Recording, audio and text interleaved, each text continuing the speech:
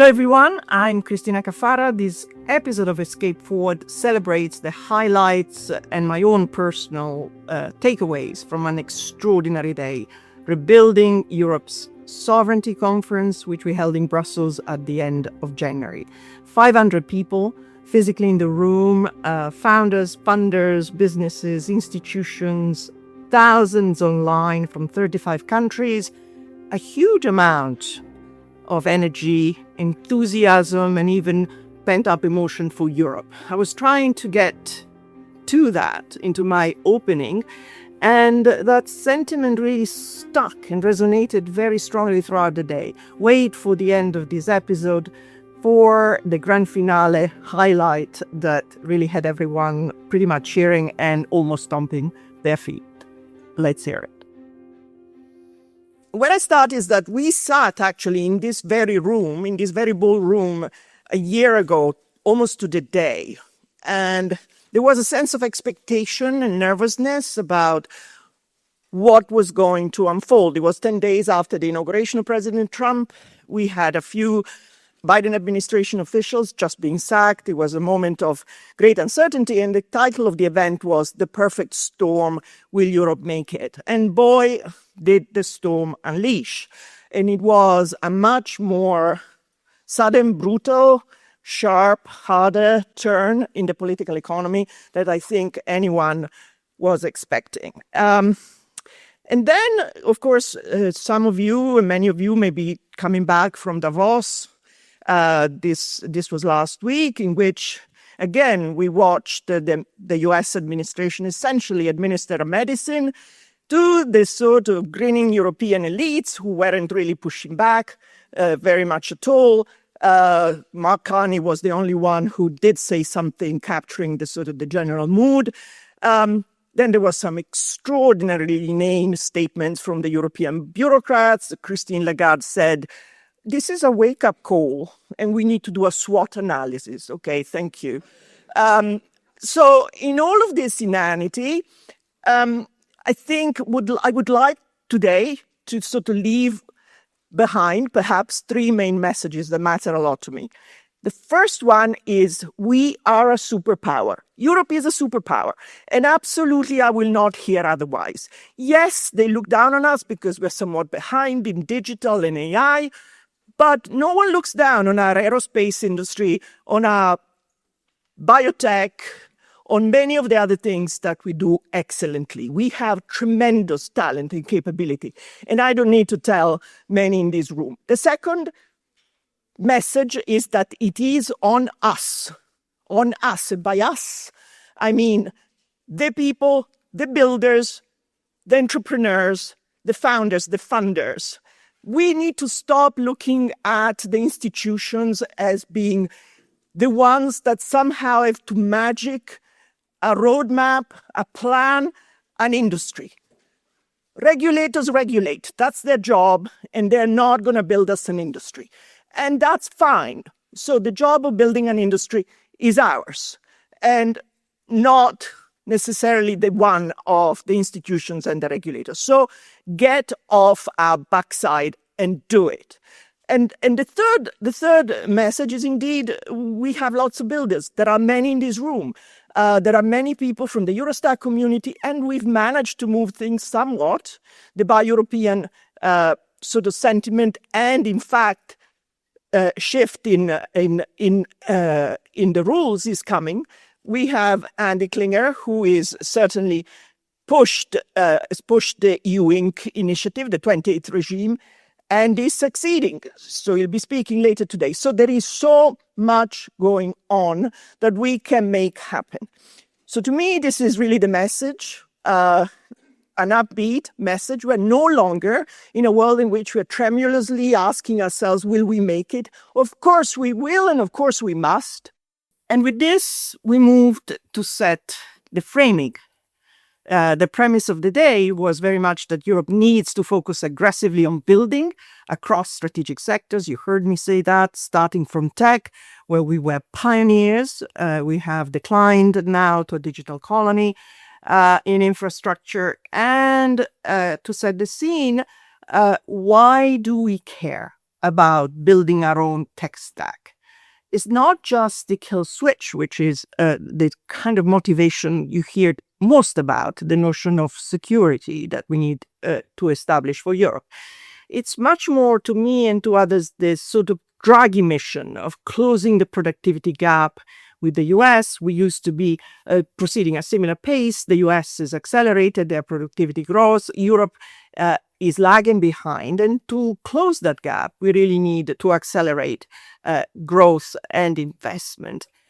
I discussed this particular motivation with Rafael Laguna, who's the founding director of Germany's unique model of state-driven disruptive innovation, Sprint for funding and incubating, Deep Mahahov, economist and engineer, innovation expert, director of the Max Planck Institute, and Luis Garicano, an academic very active in the tech and AI policy debate. So let's hear that framing. And the wake-up call has been served. I mean, whether the wake-up call is called Donald Trump or sort of breakdown of value creation, productivity, and so forth, rising numbers, insolvencies, it's all there. It's visible, okay? And the big question now is, what should we do? Obviously, we need to get away from the incrementalist model that has particular types of decision-making, relies on particular ways of not taking action, of not developing strategy.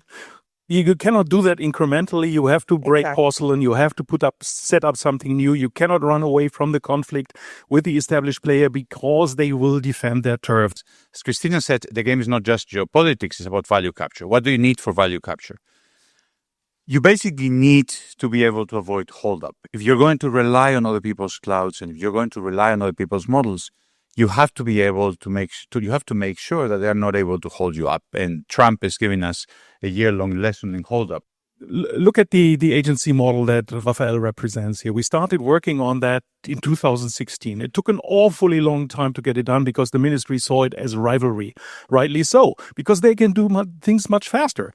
But we need to think how we break out for particular tasks, be particular technologies or being particular types of innovation. In this particular case, radical innovation that can be done pre-competitively, okay, in a good way with decent funding. And I think we can start a lot there. We need to simply innovate the shit out of us. It's a quote from The Martian. It was, I need to science the shit out of this to get off Mars, right? And this is pretty much what we got to do. And yeah, there's a lot of innovation here that we need to help translate into industries and products and solutions to the problems that we face. And that pretty much describes what we're trying to accomplish at Sprint in a very different way. And we're just in the beginning of innovation of AI, so we don't need to follow the others. We have to leapfrog the others with new technologies. And we're guiding these people from incubation all the way to becoming these huge labs.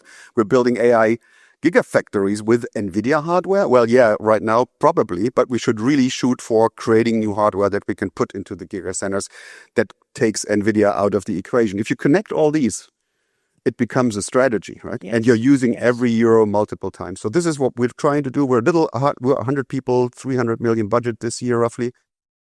European politicians are still, as you very on your initial comment, are still kind of not understanding how much of our future productivity growth and how our future wealth is going to depend on this revolution. It's accelerating. It's not just what happened in 2022, in November 22, but it's what has happened in December this year with cloud code, etc. And it's going to be pervasive in everywhere from health, etc., to all the other verticals.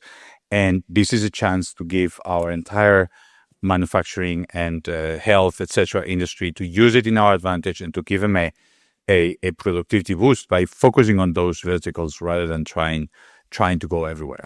Okay, so we set the framing there.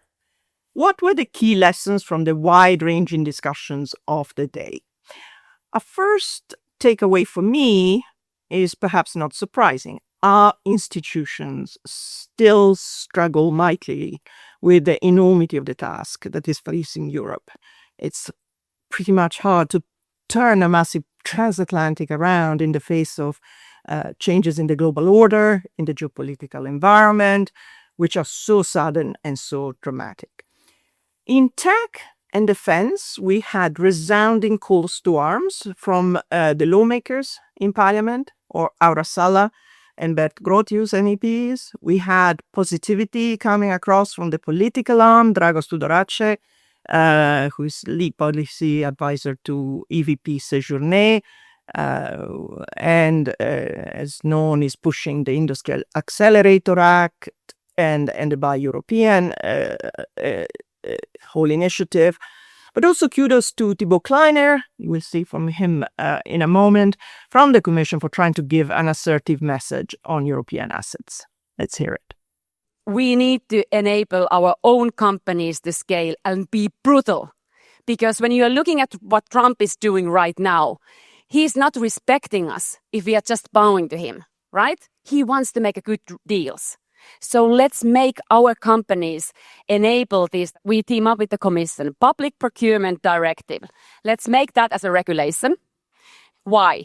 Because then public sector would start using European technology and make sure of the interoperability and standardization.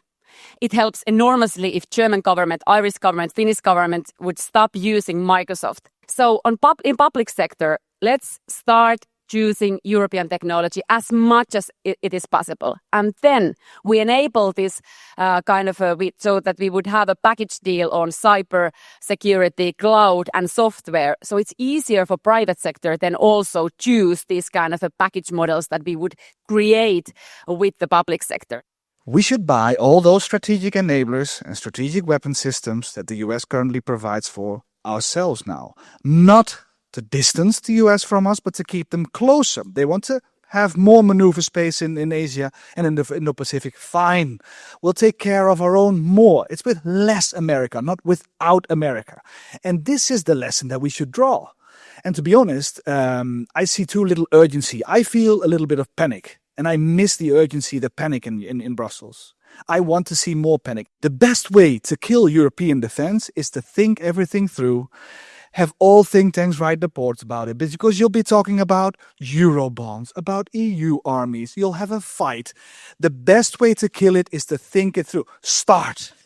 Just start with a coalition of the willing, large-scale maneuver at our eastern borders. I think a lot of people went to Davos expecting, in fact, not necessarily a good outcome. But there was a sense that there is a point of gravity, that there is stability, there is a direction of travel that the European Union now has, and that there is optimism in terms of investing in Europe, in terms of building a future in Europe. And this came not only from European companies, big or small, but also, I would say interestingly, from American companies who either have been investing for quite some time in Europe and who said that they are committed to remain and continue to invest, but also one who are looking now for new prospects in Europe. So I think overall this was a good moment for Europe. I came back with a much more positive vibe than last year, because a couple of years ago, some of the things and some of the catalysts that we're now trying to put in place would have been blasphemy. Why? Because we were in a totally open economy, in an open trade. We believed in that. We've built our growth for decades and decades on those tenets. So it's very difficult to change those reflexes.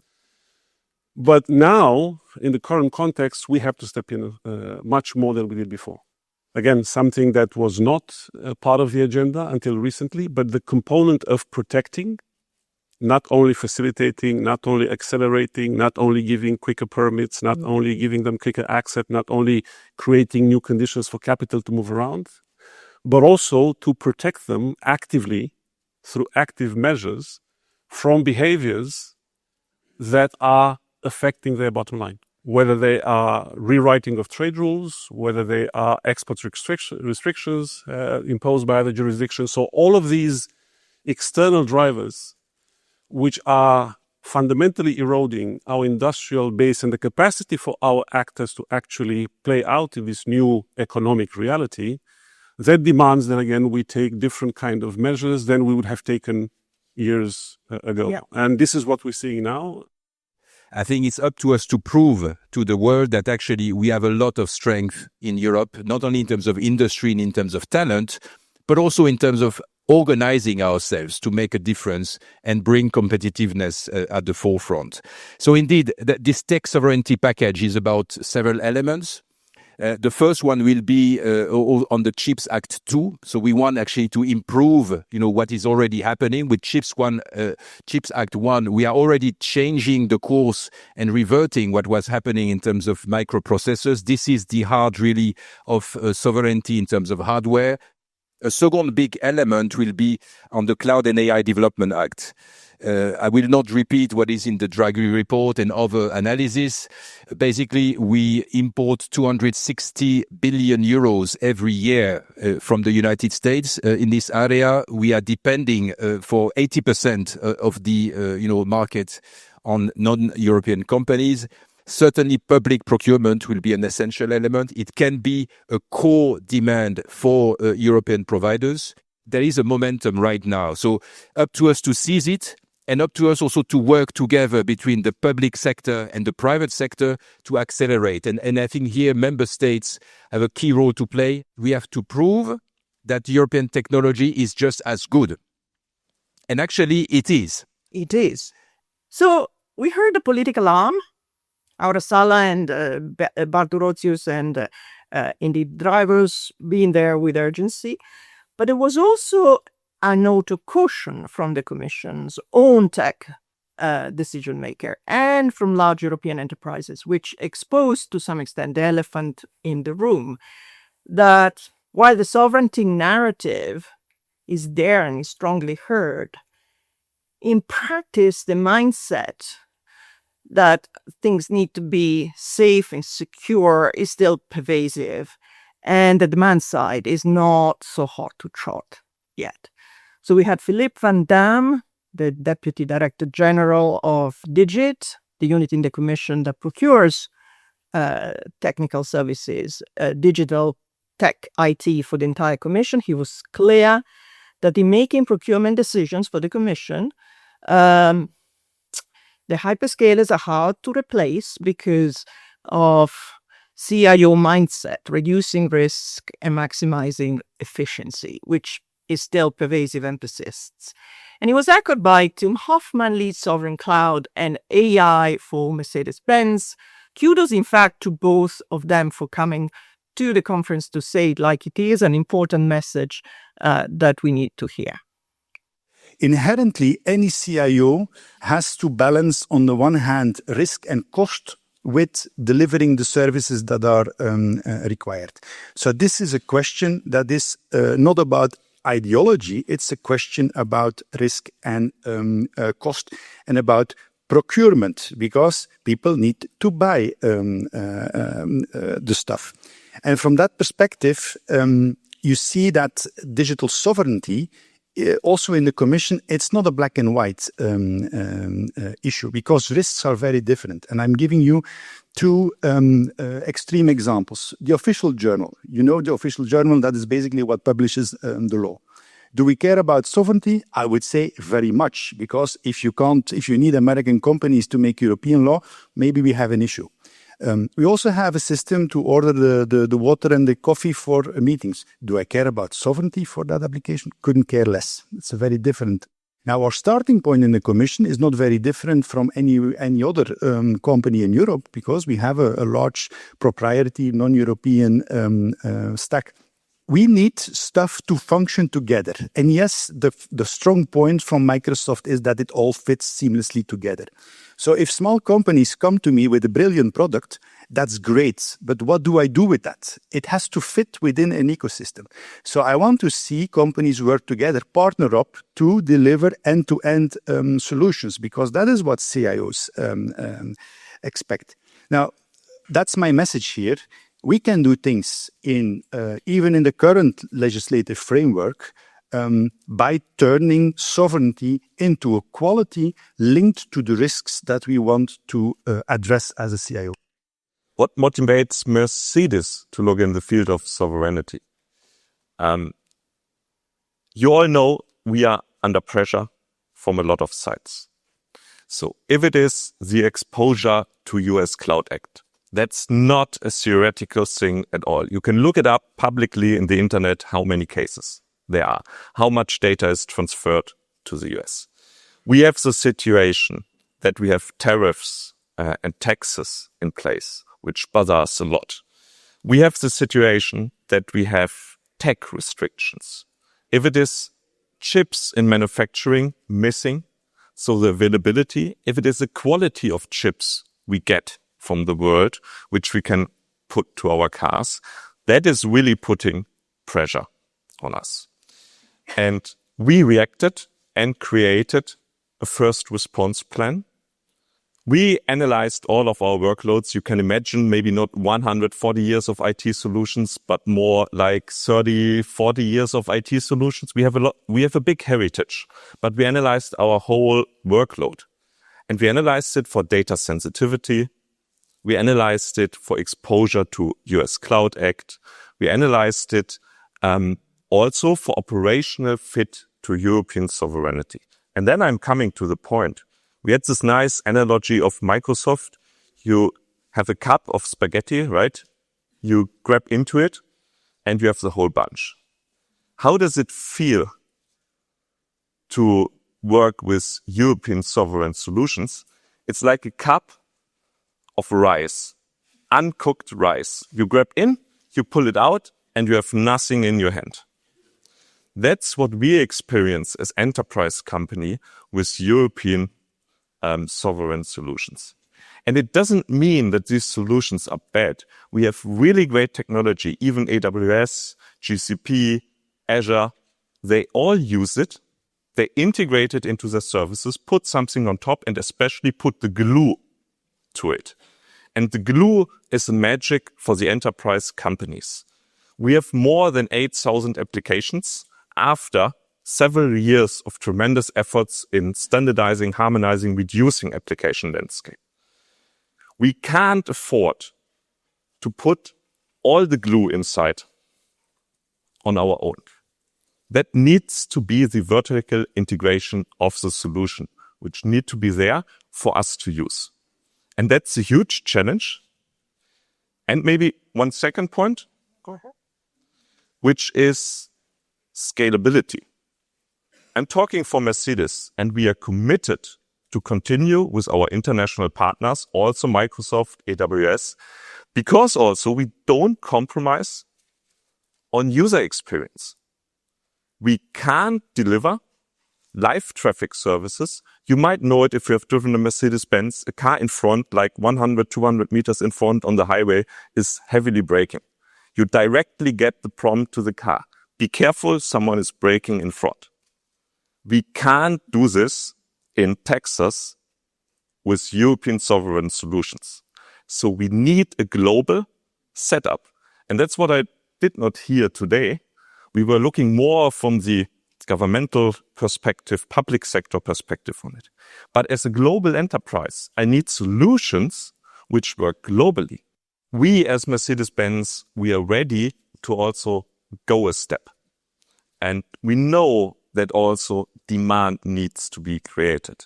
And we would be ready to start with a limited amount of workload to put to European sovereign solutions. We also did the exercise of identifying, having this framework, what would we change, what would we move. We are ready to do it, but we are not finding the really good solutions we are aiming for. But anyway, we talked about it also yesterday, that demand needs to be created. And also we can play our role from the industry to create the demand. So a cautionary tale, there is work to do, both from the Commission Deputy Director General for Technical Services and from a major European enterprise. I wrote subsequent to the event Substack that motivated by this exchange with Ansons on how European demand really needs to come out and play its part in pursuing the sovereignty agenda. But clearly, the takeaway is that however much progress there is in theory towards building our assets, sovereignty as a mission, we are not there yet. There isn't yet the sense that our hair is on fire in multiple quarters. And that is something that I think needs to change quite rapidly. The second takeaway that we'll be going to now, and that I came with in this conference, is that in fact, in defense, our hair is absolutely on fire, at least so say the military. And this could be an amazing once-in-a-generation opportunity to boost our tech investment. But in the face of, again, extraordinary changes in the geopolitical environment and the landscape, we're still lacking political strategy. Listen to Admiral Vandier of NATO telling us very clearly and lucidly that, number one, there is no common political vision across NATO and the member states on what we want to achieve in defense and even who the enemy is. Number two, we need to build mass, not just in legacy armaments, but also affordable mass in new stuff, robotics, deep tech, and so on. And this is, again, an opportunity we have with Ukraine. But number three, the demand signal is missing because the member states are not yet operating in an air of on fire sort of mode. We have a strategic question to solve before any industrial issue. A strategic problem is what kind of, I would say, consequences of the relations we have with our partners and our enemies or adversaries. And so what do we want to achieve? Because it's a question of achieving something. So you have, I would say, the reset or the change of the transatlantic relation. You have the question of the future of Europe and Russia. And you have the future of the relation between Europe and China. And depending the choices, the political choices that are made, you will not have the same military problem to solve. And this is important to put in front of everybody, because we think, and most of our people think, that rearming is just about building weapons. And so they think that it's just as building a bunker for atomic defense. You will build a big facility, then you will put some milk in it, some sugar.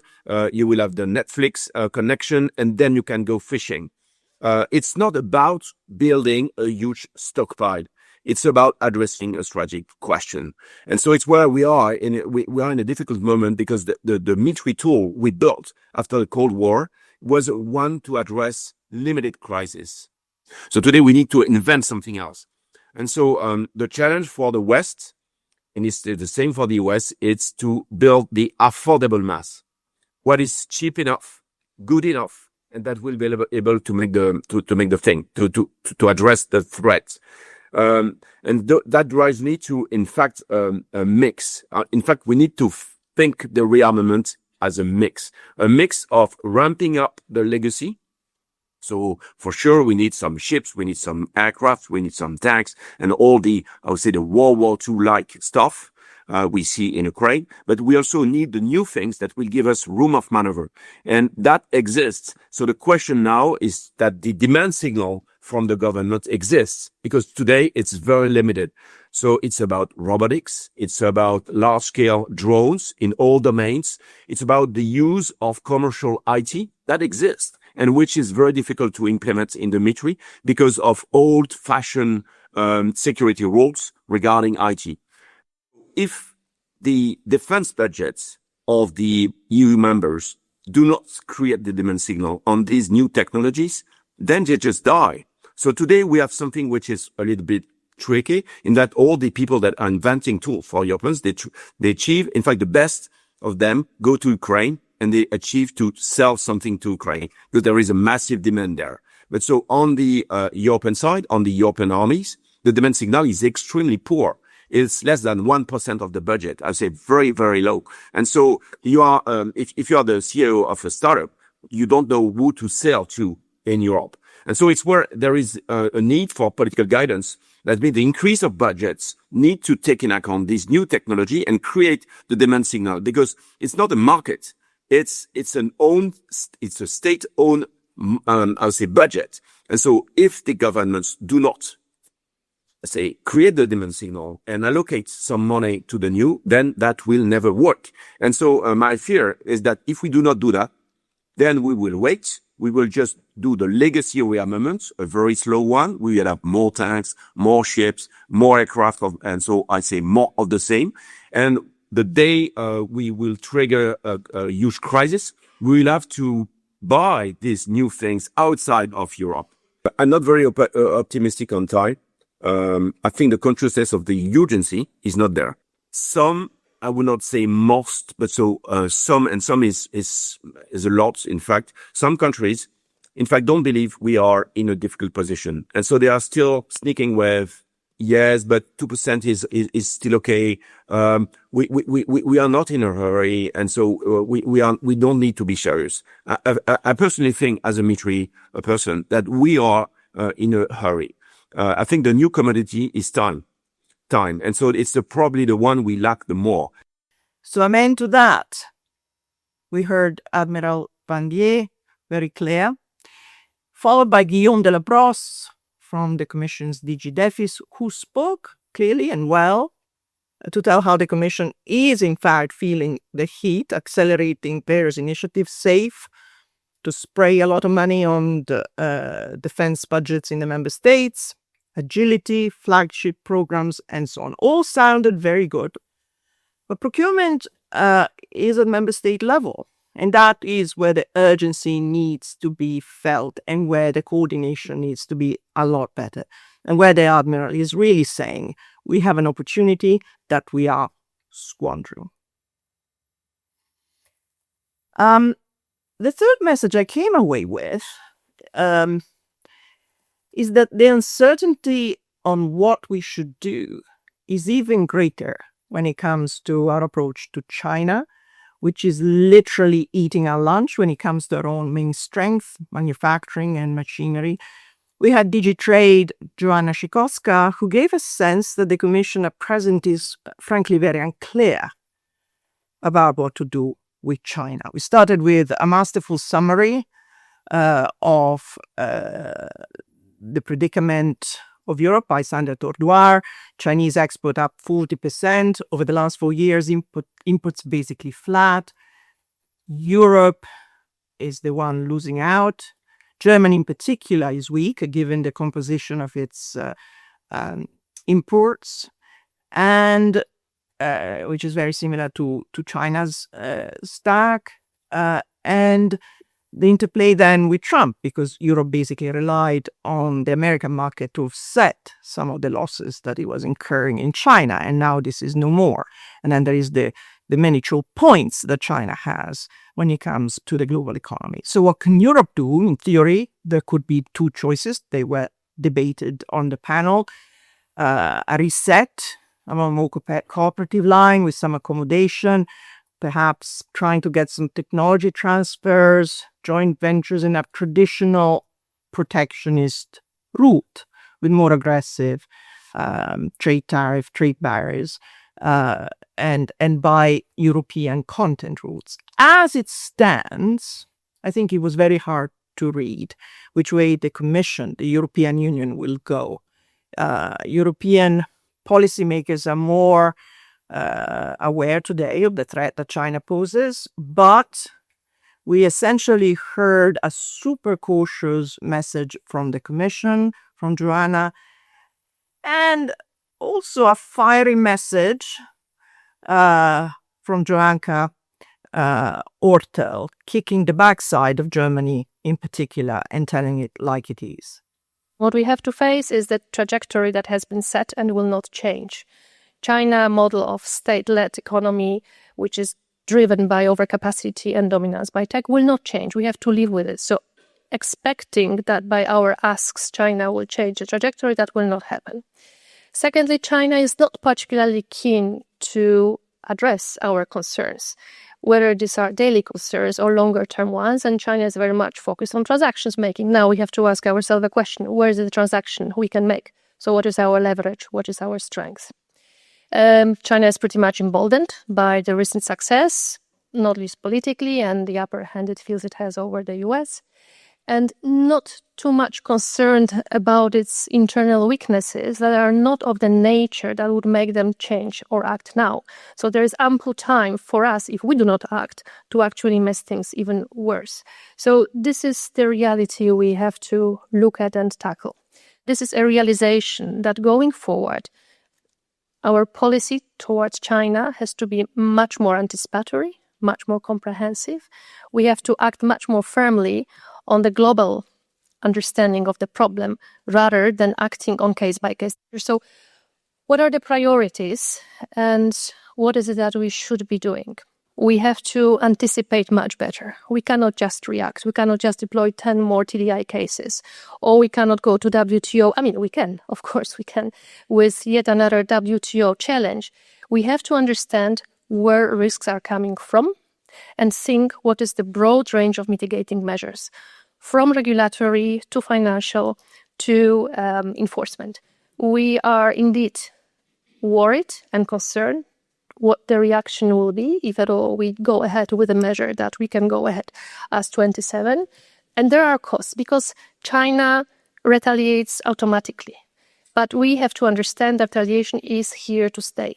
And any measure, any reflection about efficiency of our tools will have to take this into account. Will not do without. As long as we are scared of retaliation, we'll be paralyzed. The unity among member states, extremely hard challenge. China is playing this card very well, very successfully, by whatever means there are, and there are many. And I think what we have to do collectively, and as the policymaker and rule maker, to work much more closely with member states on understanding and mainstreaming China challenge in their internal policies, not expecting that we will have a concerted view of 27 member states, but those who can take things forward. And this discussion is being developed, it's being more and more present, but not enough. But to close without policy, without tools, and without willingness to act and courage to bear the costs or self-inflict the cost will be inflicted on us by the third party. And that is something we definitely do not want. We are, as a pre-point, we are caught between the US and China, is what most people say. That's wrong language, because it's this passive language, as if we have nothing to do with this, as we're the poor victims of this, right? So my first point is we have to change our language. If we make ourselves passive observers of this situation where things are done to us, we're undermining our own potential. So that is about changing the mindset. We are not helpless recipients of Chinese surpluses. I think that's just watch how this is being phrased in the media often. We are kind of, the wave is coming, we're overrolled by this. That's just not true. They're not shoved down our throats, right? So these are purchased by companies and consumers in a regulatory environment that enables this. And we have created this environment and we have choices. These are choices we make. And so we can choose to do otherwise. But I think what's more important, that would be my second point, are the indirect security risks that we are exposing ourselves to by the choices that we make.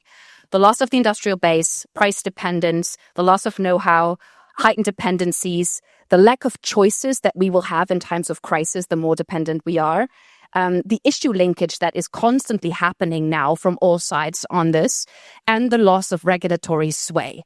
I love when European regulators say, well, we will just regulate it. If you have no more choice in the market, you will not regulate the product. It's really clear. So I think that's something that we're underestimating.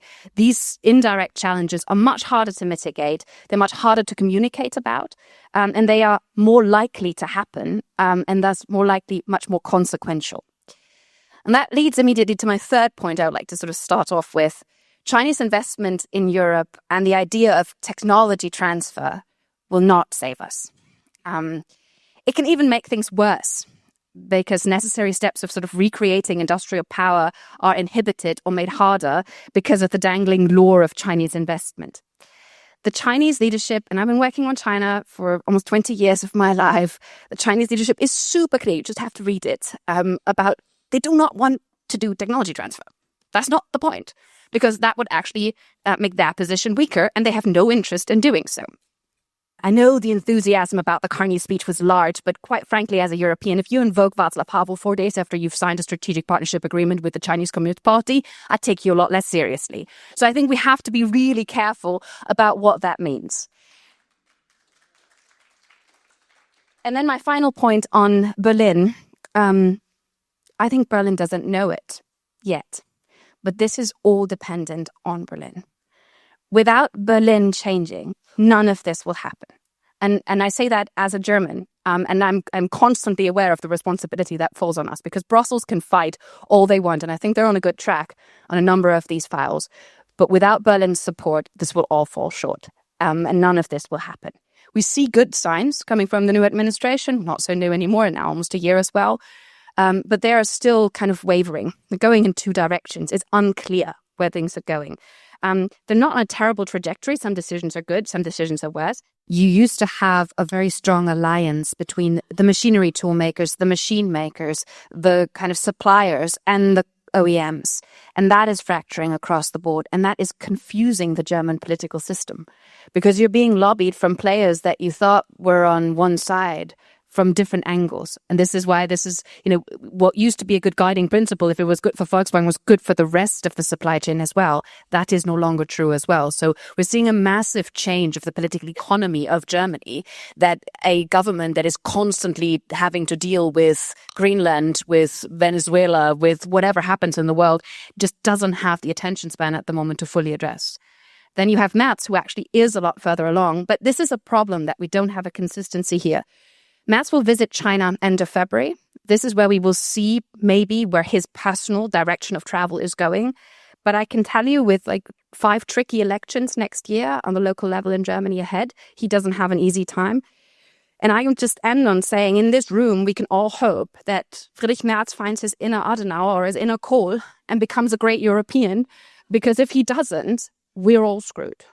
So amen also to that, and a good reminder that, quite simply, as Shaheen Valeh also said on the panel, German car makers today are in fact more Chinese car makers than they are German. And the reason there is such a resistance to buy European rules in Germany is that we cannot create a European preference without profoundly undermining the German car industry. This is also reflected in the profound uncertainty that the Commission, that Joanna from the Commission was essentially putting across. Now, the fourth takeaway, I think, was to me that Europe is still not understanding at all where the Trump administration is coming from about Europe. There remains utter confusion about what drives them vis-a-vis Europe. There's the hysterical school of thought, which continues to shriek that the Trump administration wants to kill liberal democracy in Europe.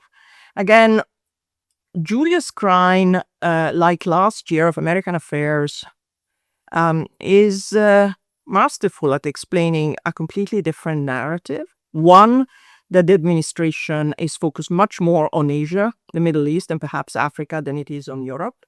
Two, that when it comes to Europe, the issue is more, well, we undertake security for them.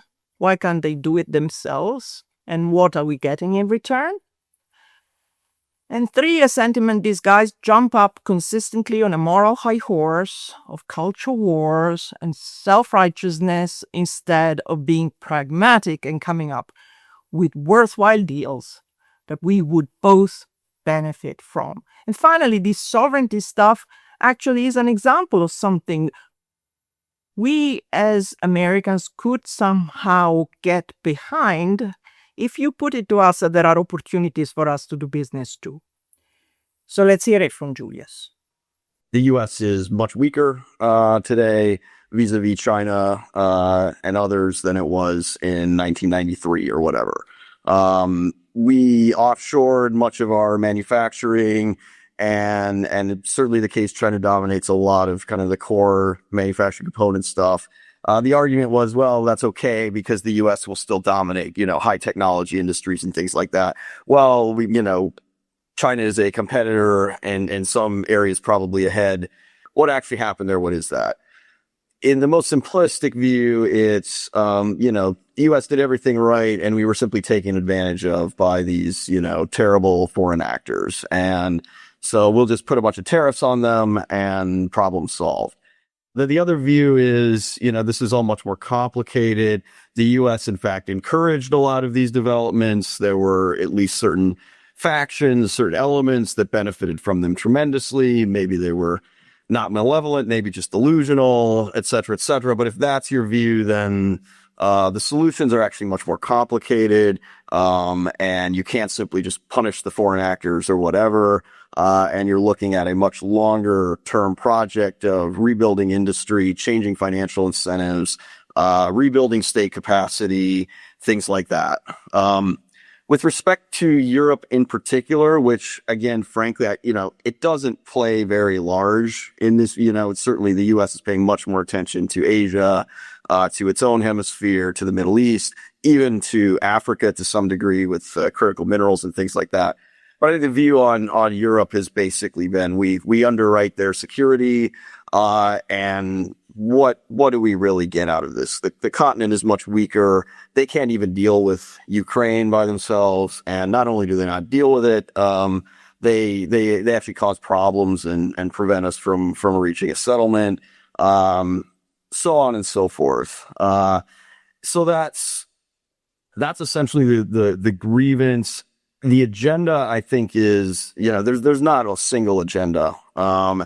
And, a lot of these views are still evolving. They're experimental. It's people trying different approaches, and experimenting. But I think, again, if you approach this as, we have these shared values and you're violating these shared values, that is, if it's not obvious already, that's not going to go anywhere and it's going to make the situation worse. If you approach it as, we have this problem, we're trying to solve it. There might be some benefits here for you, some costs there for you. Let's have a negotiation, work out a deal. I think you're much more likely to get a better response. And I think, that part of the coalition would prefer to let's tone down the culture war stuff and just talk about, useful things we can do together, whether it's on drones or artillery shells or nuclear energy, or whatever. So if you approach it in that way, I think you'll have much better results. The collapse of the 1990s order, I think is scary for a lot of people, particularly, older generations who are used to it. But it's also an opportunity. And at this point, it's just a reality. So the fact that certain old orthodoxies are off the table is, that's unsettling at some level, but it also means that you can do things that you couldn't do before, and you don't have to ask permission on this stuff. If anything, like the contretemps over Greenland and that sort of thing is probably an opportunity for you. It gives you an excuse to push harder on European sovereignty and things like that you might not have had before. So I actually think, the culture war stuff, it's a whirlwind. It comes and goes. But if you look at the underlying challenges facing the industrial base of both the U.S. and Europe, whether they like it or not, they're facing a lot of the same challenges. And there's quite a few areas for cooperation. And I think there's quite a bit of interest on kind of the corporate and investor side.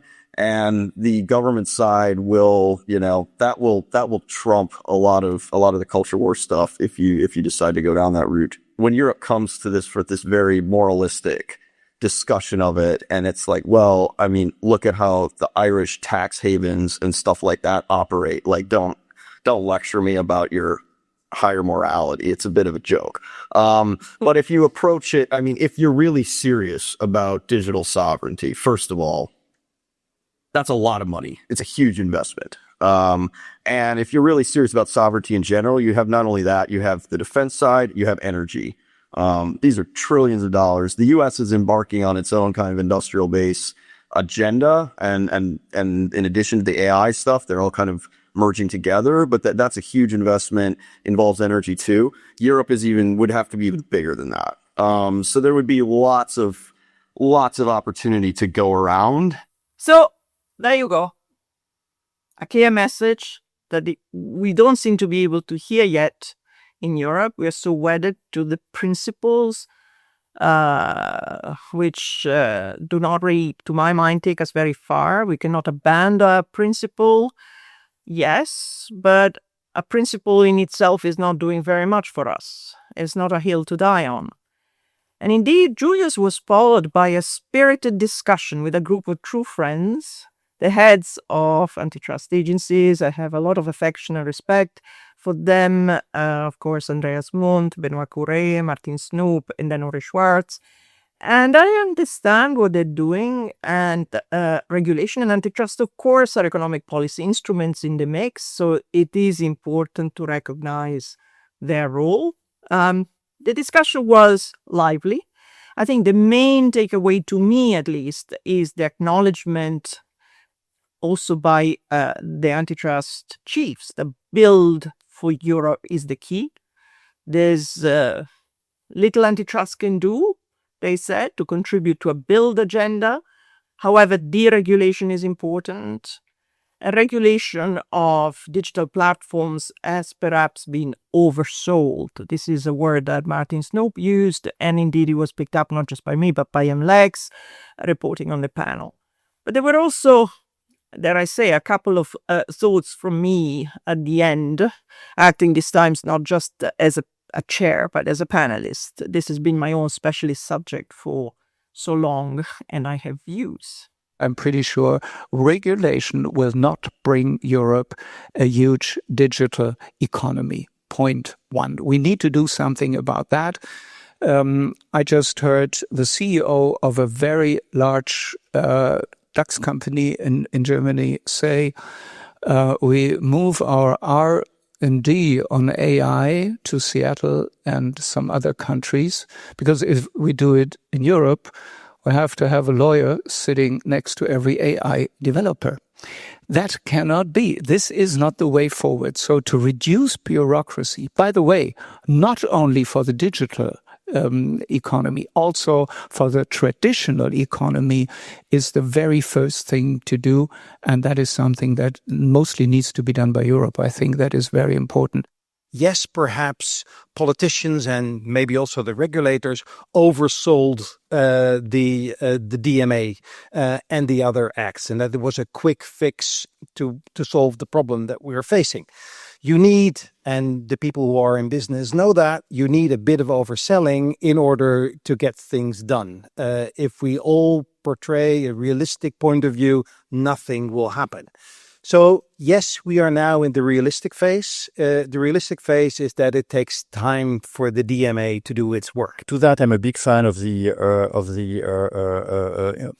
building theme and the fact that we need to build the foundations of our industry. We need to provide the infrastructures, and some of them can be public, some of them can be private. I mean, I've spent part of my professional career doing that in the payment field, so I'm absolutely convinced of that. I just wanted to say that the discussion goes a little bit all over the place. So today is about sovereignty, but tomorrow we might have a conference on innovation, and then a conference on investment, and then a conference on resilience. So it's all over the place. And as an economist, I would say that really what we should be focusing on is productivity.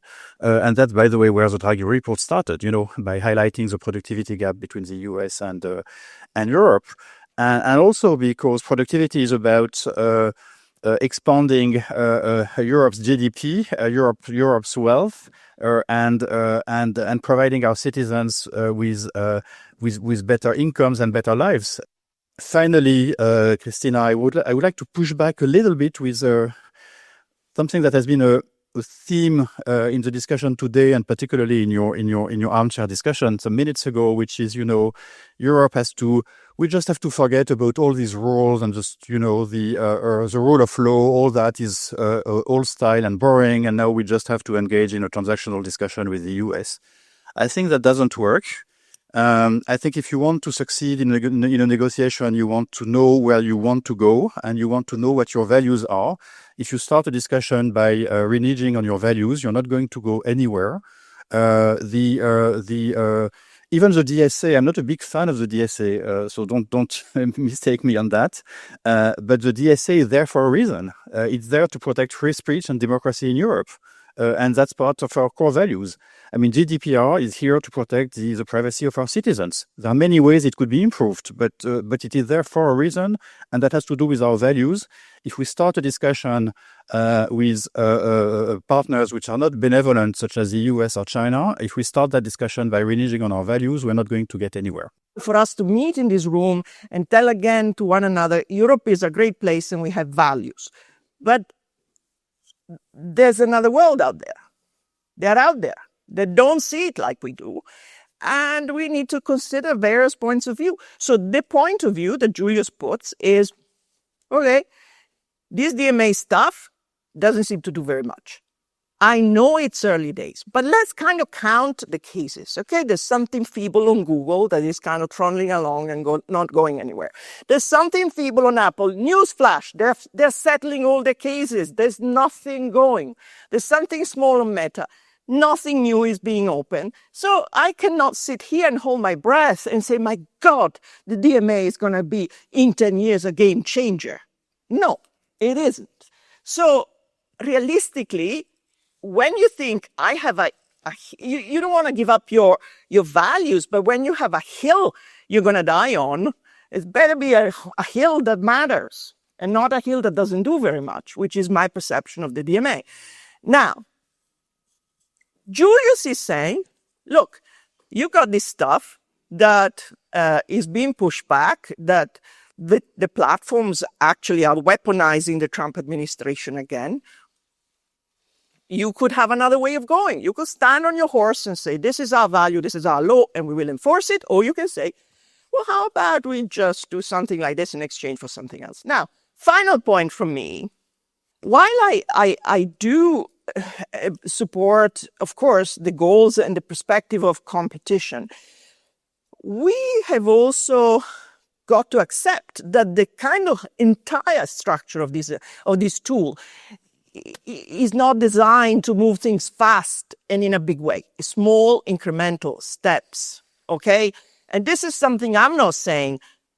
Lina Khan said it recently, and I used it on an article. Antitrust is small ball, meaning small incremental steps. You know, gee, there wasn't anyone more animated than me on the Google search case. I was there working for free for Texas for years trying to push that case. It ended up nowhere, okay?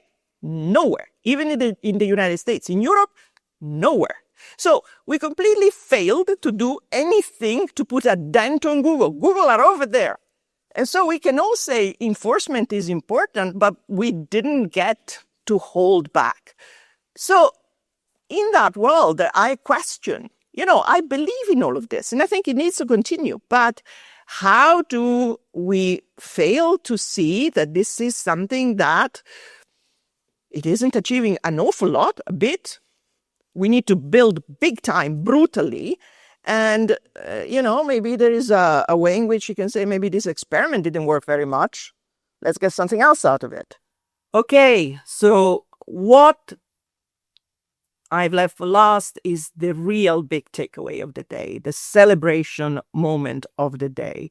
That with all the uncertainty and the chaos of current times, Europe citizens are building.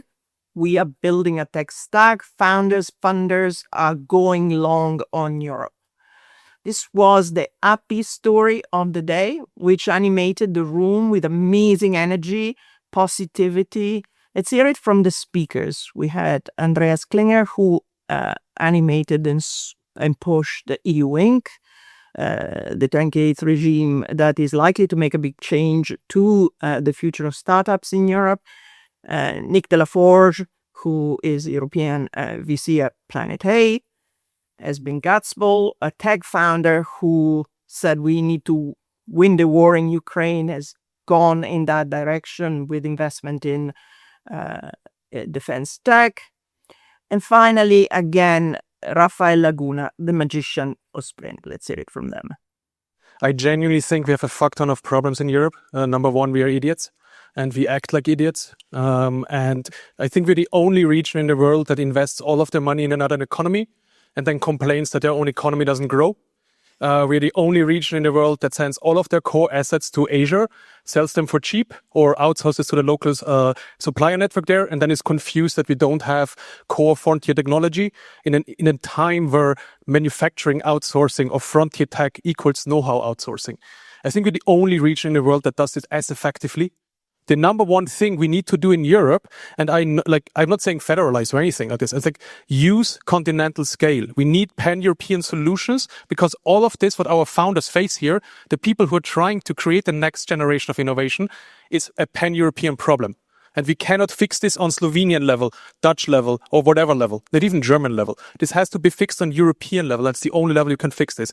The idea behind EU Inc. is to fix the first part, which is get quickly started and raise money quickly, and also be able to issue stock options to your best employees because you're not able to pay competitively anyway. And this is the core idea behind EU Inc. The way we do is by creating a new legal entity. Think of it as like a GmbH or UK Limited or whatever you want to think about it.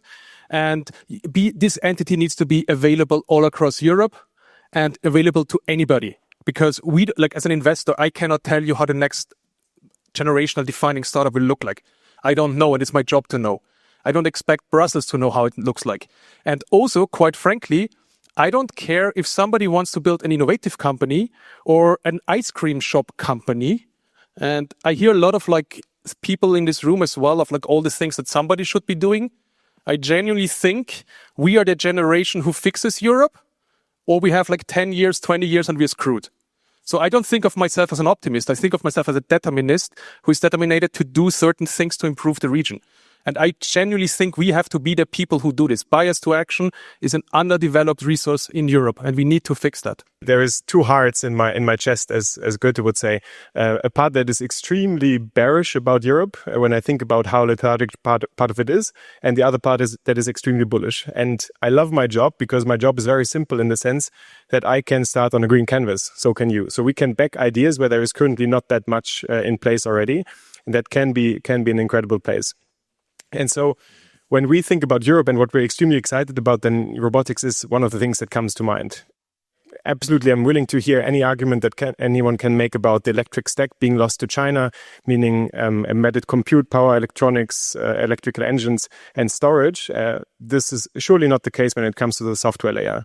And some of the companies that we are seeing excel, where we see some of the best talent that we've ever seen founding any companies in Europe right now, are in robotics. One of the companies we funded, they basically do real-time mapping for closed-loop autonomous fleets. So imagine your warehouse fleet, and suddenly you have someone pushing forward something into the pathway, and that fleet or that map needs to be updated for the entire fleet. And that type of talent that is building those companies is absolutely crushing it. And I think what's giving me hope at the end of the day, and why I'm also not blushing sitting on the panel that is really making a case for Europe, is that there is a couple of things that are coming together right now. We have EU Inc., we have the Eurostack, we have the Draghi plan, we have a lot of initiatives, and I start to see them actually gain traction. If we look to Ukraine, then they say that the average lifetime of a factory in Ukraine is 12 months. That's what they said 12 months ago. So it's probably less now. So you don't have one big factory, you have 10 factories, and you hide them as much as you can and try to get them underground if possible. In that circumstance, being at war, they still managed to produce 4.5 million drones last year. And the plan this year is to produce 8 million. This is absolutely insane that they can do that. So of course, in Europe, if we wanted, we could produce much more than they can do in Ukraine.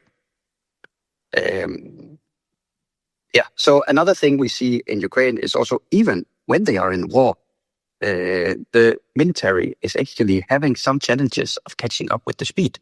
So what you see in Ukraine is that it's not the military that is starting to procure the first drones to the front line. It's because some of our brothers is out there. They are civilians that joined the military, and now they tried this thing with drones and it's working.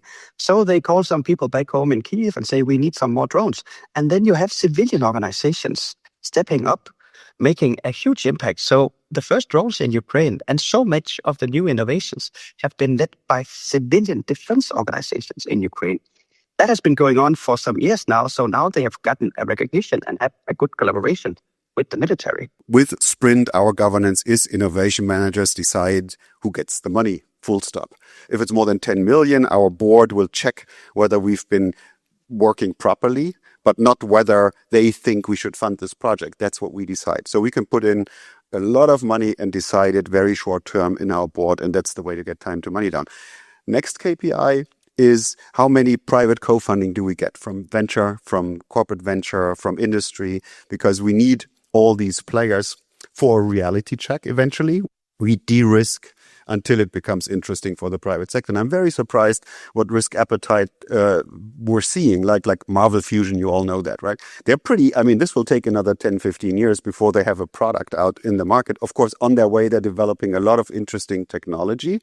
They raised 115 million euros and Sprint only had to do 5. So we're leveraging our money by a factor of more than 20 with this. With Proxima Fusion, we did 0 because the private sector was so interesting. With RWE, which is a big utility company, we did a 50-50 round for Focused Energy, which is another of such fusion companies. And we see that now happening more and more. We're leveraging our money currently at a factor of 3.5. We intend to go to 20, meaning each government euro that we're spending will pull in 20 euros from the private sector and from the industry. That's another KPI because now you're doing a reality check, because now the non-government investors that look on returns are investing into your project. Next step then is how many of these companies grew to a place where they became unicorns. And I think we're going to see the first sprint-driven unicorn this year already. And we're in our 6th year, right? That's not so bad, right? Creating a unicorn after 6 years. And we're going to see more of those. I mean, in the next 24 months, it's probably going to be 3 or 4 at least. My ambition is it's going to be 6. And then one of those companies will deliver a high-impact product. Living in this mindset, decomplexifies everything. It's very simple. Just clear the path, leave these people alone to do their thing, right? Help them to get to the funds and to just do it and look at the results. And who does not deliver results may not receive the next funds, but don't have them prove how they spent the bloody money. If somebody, wants to solve a problem, they're not going to waste the money. Right? We're seeing this at Sprint. We're not controlling how people spend the money in challenges, for example. Not at all. 0. Right? You send an invoice, you get the money. But eventually you will show up and show what you've done with the money, what the results are. Right? And if they're not good, you're not getting additional funding. It's very simple. So guess what? Everybody's super honest. Right? Everybody's super fast. Everybody pulls in other means of supporting these projects and allows for serendipity because they didn't need to tell us what they're going to do in the next 20 steps. Okay, just go do it. It's so simple. If we do more in this wonderful Europe, in this great place, I think we're up for a great future. The motto T-shirt, and I'm going to send you all one for Sprint for this season, is pessimism is a waste of time. So amen 3 times to that. Pessimism is a waste of time, Raphael said. The room at this point was humming, buzzing with energy. Europe is back and it's on us. It was a great day. Thank you for listening.